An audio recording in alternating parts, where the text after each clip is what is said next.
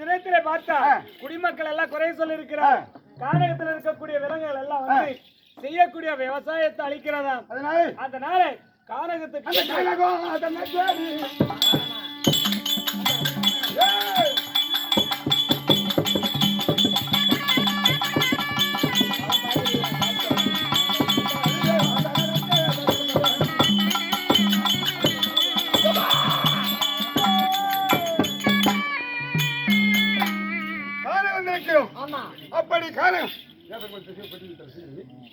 கானகம் வந்திருக்கிறோம். கானகத்தை சொந்தது ஏன்னா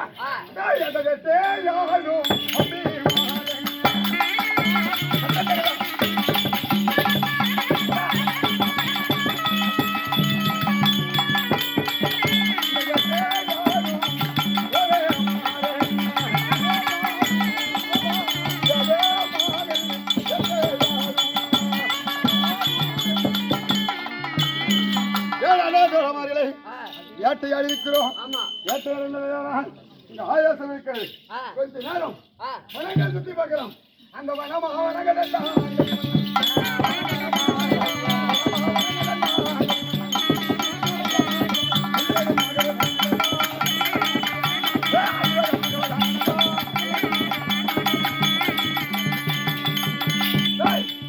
இந்த வனத்தை சுத்தி பார்க்கிற போது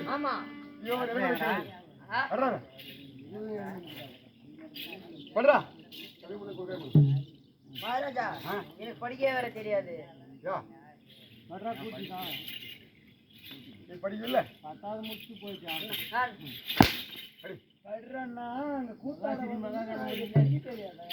பாருங்க எனக்கு படிக்கலாம் படிக்கிற தப்பு படிப்பேன். நான் வேற வந்து கொடுக்குறேன்.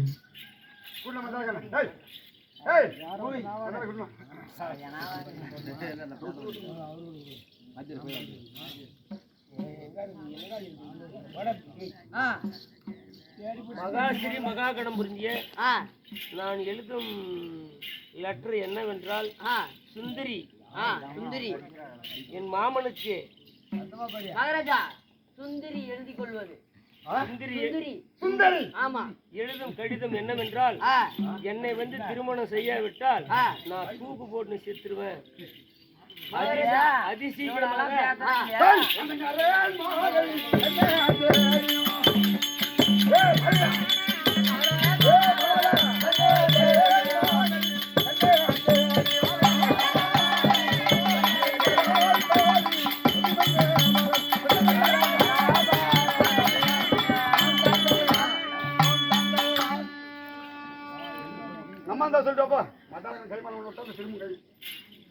ராணி அம்மா என்னப்பா உங்களை தேடி பையனாகப்பட்டவர் வந்திருக்கிறேன். என் மகன் வந்திருக்கிறான். சீக்கிரம் வர சொல்ற போட. அப்படி இருந்தா